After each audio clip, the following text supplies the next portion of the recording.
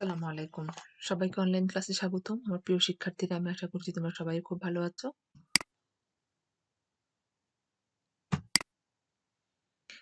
আমি তোমাদের সামনে আজকে উপস্থিত হয়েছি বীরশ্রেষ্ঠদের বীরগাথার অনুশীলনী নিয়ে। আমি জামিলা পারভীন, সহকারী শিক্ষক, police lines school and college, Rangpur. আমার বাংলা বই ৪র্থ শ্রেণীর বীরশ্রেষ্ঠদের বীরগাথার অনুশীলনী নিয়ে আজকে তোমাদের সামনে আমি আলোচনা করব। প্রথমে শব্দার্থ। বীরশ্রেষ্ঠ। বীরশ্রেষ্ঠ শব্দের অর্থ মুক্তিযুদ্ধে বীরত্বের জন্য যারা সর্বশ্রেষ্ঠ। অর্থাৎ আমাদের ১৯৭১ সালের মুক্তিযুদ্ধে যারা অংশগ্রহণ করেছিলেন তারা সবাই তো মুক্তিযোদ্ধা। কিন্তু যে ৭ জন আ বীর তাদের প্রাণকে উৎসর্গ করে, প্রাণের কোনো মায়া না করে দেশের জন্য নিজের জীবনটা বিলিয়ে দিতে কুণ্ঠাবোধ করেননি, সেই ৭ জনকেই বীরশ্রেষ্ঠ বলা হচ্ছে। এবং বীরশ্রেষ্ঠ শব্দের অর্থ মুক্তিযুদ্ধে বীরত্বের জন্য যারা সর্বশ্রেষ্ঠ। বাংকার, যুদ্ধের জন্য তৈরি করা মাটির গর্ত। যুদ্ধের সময় সৈনিকেরা এখানে আশ্রয় নিয়ে তাদের এলাকা পাহারা দেন ও যুদ্ধ করেন। সেটাকে বাংকার বলা হয়। মাটির নিচে একটা গর্ত করা হয়। আ মাটির মধ্যে একটা গর্ত করা হয় এবং সেখান থেকে কি করে পুরো এলাকাটা আ নিয়ন্ত্রণে নিয়ে যুদ্ধ করে। বীরগাথা, বীরের গল্প। বীরগাথা শব্দের অর্থ হচ্ছে বীরের গল্প। যে সমস্ত আ বীরেরা বা মুক্তিযোদ্ধারা যুদ্ধ করেছেন তাদের সেই যুদ্ধের কাহিনী হচ্ছে বীরের গল্প। ধূলির স্বাদ, চূর্ণ-বিচূর্ণ হয়ে মাটির সঙ্গে মিশে যাওয়া। যার কোনো অস্তিত্বই থাকবে না। অর্থাৎ একটা জিনিস যখন আম বোমা বিস্ফোরিত হয়ে বা কোনো বিস্ফোরণ হয়ে যখন কোনো কিছু পুড়ে ছারখার হয়ে যায়, তখন সেখানে উম আ কিছু ছাই ছাড়া কিছুই পাওয়া যায় না। সেটাই হয়ে মাটির সঙ্গে মিশে যাওয়া। রণক্ষেত্র, যুদ্ধের স্থান। রণক্ষেত্রকে বলা হয় যুদ্ধের স্থান, যে স্থানে যুদ্ধ করা হয়। মুক্তিবাহিনী, বাংলাদেশের মুক্তি ও স্বাধীনতার জন্য যারা যুদ্ধ করেছেন তাদের বাহিনী, সেটা হচ্ছে মুক্তিবাহিনী। অর্থাৎ মুক্তিযোদ্ধাদের যে বাহিনীটা সেটাই হচ্ছে মুক্তিবাহিনী। নিয়ন্ত্রণ, নিজের আয়ত্তে আনা। কোন বিষয়কে নিজের আয়ত্তে আনা হচ্ছে নিয়ন্ত্রণ। অতিক্রম, কোনো কিছু পার হওয়া বা ছাড়িয়ে যাওয়া। কোনো কিছু পার হওয়া বা ছাড়িয়ে যাওয়া, সেটা হচ্ছে অতিক্রম। অর্থাৎ দৌড়াতে তুমি কি করলা? আ একজনকে ছাড়িয়ে সামনের দিকে এগিয়ে গেলা, এটা হচ্ছে অতিক্রম। বিধ্বস্ত হওয়া, ভেঙে চুরে যাওয়া, ধ্বংস হওয়া। আম প্লেন বিধ্বস্ত হয়, তাই না? সেই বিধ্বস্ত হওয়া একদম ভেঙে চুরে চুরমার হয়ে যায়, যেখানে প্লেনের কোনো আম কিছুই অবশিষ্ট থাকে না। সবকিছু একদম ভেঙে পুড়ে যায়। ঠিক। অত্যন্ত সাহসের কাজ।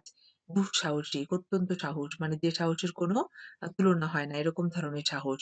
বিস্ফোরণ, চূর্ণ-বিচূর্ণ হয়ে ফেটে পড়া।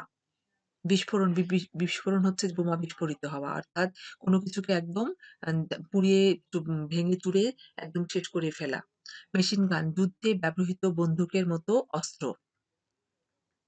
বন্দুক দেখতে বন্দুকের মতো, কিন্তু সেটা আসলে বন্দুক নয়। তার চেয়েও ভারী একটা অস্ত্র, সেটা হচ্ছে মেশিন গান। এটা সাধারণত যুদ্ধক্ষেত্রে ব্যবহার করা হয়। অকুতোভয়, ভয় নেই যার। যার কোনো ভয় নেই সে হচ্ছে অকুতোভয়। আমাদের মুক্তিযোদ্ধারা ছিলেন অকুতোভয়। তারা গভীর রাতেও যুদ্ধ করেছেন, ভোরেও যুদ্ধ করেছেন, বৃষ্টির মধ্যেও যুদ্ধ করেছেন। খুব কষ্ট করে পানির মধ্যে থেকে যুদ্ধ করেছেন। খুব মা উম কষ্টের জীবন নিয়ে তারা যুদ্ধ করেছেন। এজন্য তাদেরকে বলা হচ্ছে অকুতোভয়, ভয় নেই যার। এখন চলো প্রশ্নের উত্তরে চলে এসেছি। প্রশ্ন: বীরশ্রেষ্ঠরা কেন মুক্তিযুদ্ধ করেছিলেন? বীরশ্রেষ্ঠরা কেন মুক্তিযুদ্ধ করেছিলেন? বীরশ্রেষ্ঠরা মুক্তিযুদ্ধ করেছিলেন আমাদের বাংলাদেশকে স্বাধীন করার জন্য।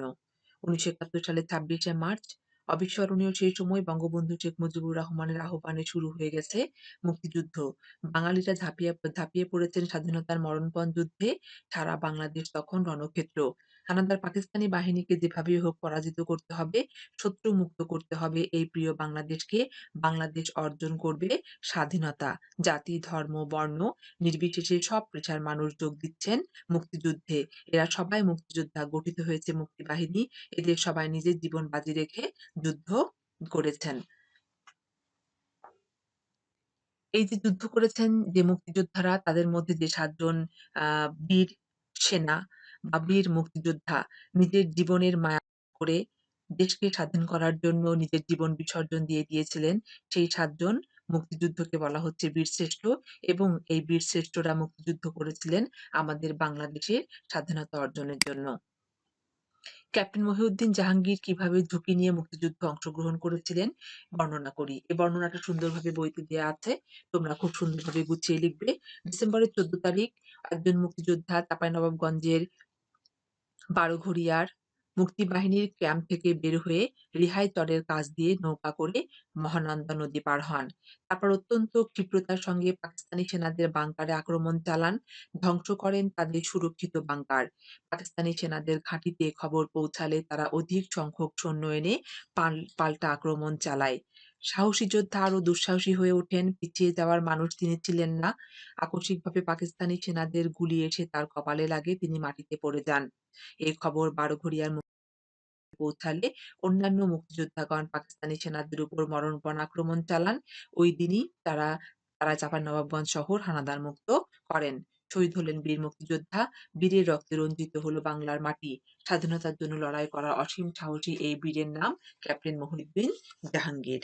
এই হলো ক্যাপ্টেন মহিউদ্দিন জাহাঙ্গীরের ঝুঁকি নিয়ে মুক্তিযুদ্ধে অংশগ্রহণ করার বর্ণনা। যুদ্ধবিমানে নিয়ন্ত্রণ নিতে গেলে মতিউরের কি ঘটেছিল? ক্যাপ্টেন মহিউদ্দিন জাহাঙ্গীর এরপরে এবার আসছে মতিউরকে নিয়ে। মতিউর কি ছিলেন? বৈমানিক ছিলেন। অর্থাৎ তিনি বিমান চালনা করতেন। বৈমানিক মতিউর রহমান তিনি চেয়েছিলেন পাকিস্তান থেকে যুদ্ধবিমান নিয়ে মুক্তিযুদ্ধে অংশগ্রহণ করতে। পাকিস্তানি বিমান বাহিনীতে মতিউরের ছাত্র বিমান প্রশিক্ষণের পাকিস্তানি বিমান বাহিনীতে মতিউর ছাত্রদের কি করতেন? বিমান প্রশিক্ষণ দিতেন। বিমান চালনা প্রশিক্ষণ। তার একজন ছাত্রের নাম ছিল রশিদ মিনহাজ। তিনি পরিকল্পনা করেন যে মিনহাজ যেদিন বিমান নিয়ে আকাশে উড়বে, সেদিন মিনহাজের কাছ থেকে বিমানটি ছিনিয়ে নিয়ে তিনি বাংলাদেশের উদ্দেশ্যে, পূর্ব পাকিস্তানের উদ্দেশ্যে রওনা হবেন। বিমানটি ছিনিয়ে নিয়ে ভারতে নিয়ে যাবেন। ঠিক আছে? নোটিশ বোর্ডে জানানো ফ্লাইট শিডিউল দেখে তিনি জেনেছিলেন আগস্ট মাসের ২০ তারিখে মিনহাজ আকাশে উঠবে। সেদিন তিনি গাড়ি নিয়ে রানওয়ে পূর্ব দিকে চলে যান। মতিউর দেখতে পান মিনহাজ টি-৩৩ বিমান চালিয়ে সামনের দিকে আসছে। তিনি বিমানের সামনে গিয়ে ওকে থামতে বলেন। মিনহাজ থামে এবং বিমানের উপর ঢাকনা খুলে কোনো সমস্যা হয়েছে কিনা তা জানতে চায়। সুযোগ পেয়ে মতিউর লাফ দিয়ে বিমানে ওঠেন। আগেই রুমালের ক্লোরোফর্ম মাখিয়ে রেখে এনেছিলেন তিনি। মিনহাজের নাকে রুমাল চেপে ধরতেই সে অচেতন হয়ে যায়। কিন্তু তার আগেই মিনহাজ কন্ট্রোল টাওয়ারে খবর পাঠায় যে বিমানটি হাইজ্যাক হয়েছে। মতিউর রহমান খুব নিচু দিয়ে অনেকটা আসার পরে মিনহাজের জ্ঞান ফিরে। সে বিমানটিকে ফেরানোর জন্য ধস্তাধস্তি শুরু করে। বিমানটি পাকিস্তানের ঠাট্টায় বিধ্বস্ত হয়। বিধ্বস্ত বিমানের বাইরে ছিল রহমানের প্রাণহীন দেহ। এই হলো মতিউর রহমানের যুদ্ধবিমানের নিয়ন্ত্রণ নিতে গিয়ে জীবন বিলিয়ে দেওয়ার মুক্তিযোদ্ধার কাহিনী। পরের প্রশ্ন, বীরশ্রেষ্ঠ হামিদুর রহমান যে অসীম সাহসের সঙ্গে যুদ্ধ করেছিলেন তার বর্ণনা দিই। আচ্ছা, বীরশ্রেষ্ঠ হামিদুর রহমানের যে যুদ্ধ বর্ণনা তা এখানে বইতে সুন্দর করে দেয়া আছে। আমি তোমাদেরকে এখানে সুন্দর করে বলে দিচ্ছি, শোনো। ১৯৭১ সালের ২৮শে অক্টোবর মৌলভীবাজার জেলার কমলগঞ্জ থানার ধলই সীমান্ত ফাঁড়ি। মুক্তিযোদ্ধারা সিদ্ধান্ত নেন গুরুত্বপূর্ণ এই ফাঁড়িটি দখল করতে হবে। দায়িত্ব দেয়া হলো ১ম ইস্ট বেঙ্গল রেজিমেন্টের ওপর। নেতৃত্ব দিবেন তরুণ সিপাহী হামিদুর রহমান। তিনি সৈন্য নিয়ে ৩ প্লাটুন সৈন্য নিয়ে তিনি যাত্রা শুরু করেন। রাতের আঁধারে অত্যন্ত সাবধানে তারা গ্রেনেড ছুড়ে শত্রুর বাংকার নিশ্চিহ্ন করে দেওয়ার অপেক্ষায়। কিন্তু তখনই শত্রুর পুঁতে রাখা একটি মাইন বিস্ফোরিত হয়। পাকিস্তানি সেনারা সতর্ক হয়ে যায়। দুই পক্ষে বেঁধে যায় তুমুল যুদ্ধ। হামিদুরের সঙ্গে শুধু একটা রাইফেল আর ২ টো গ্রেনেড। নির্ভুল নিশানায় তিনি ১ম গ্রেনেডটা ছুড়েন। শত্রুর আক্রমণকে স্তব্ধ করে দেন তিনি। কিন্তু দ্বিতীয় গ্রেনেডটা ছোড়ার মুহূর্তেই শত্রুর মেশিন গানের গুলি এসে লাগে তার গায়ে। শহীদ হন এই অকুতোভয় বীর। সিপাহি হামিদুরকে প্রথমে ত্রিপুরায় আমবাসা ইউনিয়নের হাতিমছড়া গ্রামে সমাহিত করা হয় এবং পরে তাকে ২০০৭ সালে ১০ই ডিসেম্বর বাংলাদেশে নিয়ে এসে সমাহিত করা হয়। এই হলো বীরশ্রেষ্ঠ হামিদুর রহমানের অসীম সাহসের সঙ্গে যুদ্ধ করার কাহিনী। এক মহান বীরগাথা রচয়িতা তারা। ব্যাখ্যা করি। এক মহান বীরগাথা রচয়িতা তারা একথা বলতে বোঝানো হয়েছে ৩ জন বীরশ্রেষ্ঠের যে নিজের জীবন করে বা নিজের জীবন বিলিয়ে দিয়ে বাংলাদেশকে স্বাধীন করার যে কাহিনী, এখানে সেই কথাই বলা হয়েছে। সেটাই হচ্ছে বীরগাথা। বীরদের জন্য যে গাথা, অর্থাৎ বীরশ্রেষ্ঠদের যে জীবন উম বাজি রেখে যুদ্ধ করার যে কাহিনী, সেটাই হচ্ছে বীরগাথা। তাদের মতো অনেক জীবনের বিনিময়ে আমরা পেয়েছি স্বাধীন বাংলাদেশ। এই বীরদের মহান আত্মত্যাগ অবিস্মরণীয় হয়ে থাকবে। তাদের মধ্যে এই বীরশ্রেষ্ঠদের মধ্যে ক্যাপ্টেন মহিউদ্দিন জাহাঙ্গীর, তিনি তিনি একজন আ মা সাহসী মুক্তিযোদ্ধা ছিলেন। তিনি আ স্বাধীনতার জন্য অসীম সাহসীর সাথে লড়াই করে আ তিনি চাঁপাইনবাবগঞ্জ জেলার বারোঘড়িয়ার এলাকাকে হানাদার মুক্ত করেছিলেন।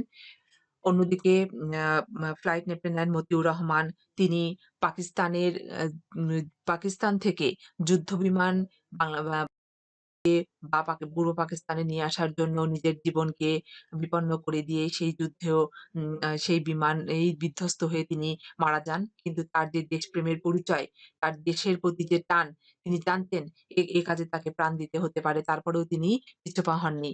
তিনি সেই যুদ্ধ বিমানটিকে কি করতে চেয়েছিলেন? নিয়ে বাংলাদেশের মাটিতে এসে যুদ্ধ করতে চেয়েছিলেন তার দেশকে স্বাধীন করার জন্য। আরেকজন ছিলেন বীরশ্রেষ্ঠ হামিদুর রহমান। তিনি কি করেছিলেন? তিনি আ হাম উম শুধুমাত্র একটি রাইফেল নিয়ে তার সিপাহীদের নিয়ে তিনি যুদ্ধ করতে এসেছিলেন এবং তিনি নির্ভুল নিশানায় গ্রেনেড ছুঁড়েছিলেন। কিন্তু পাকিস্তানি সৈন্যরাও কিন্তু খুব কি ছিল?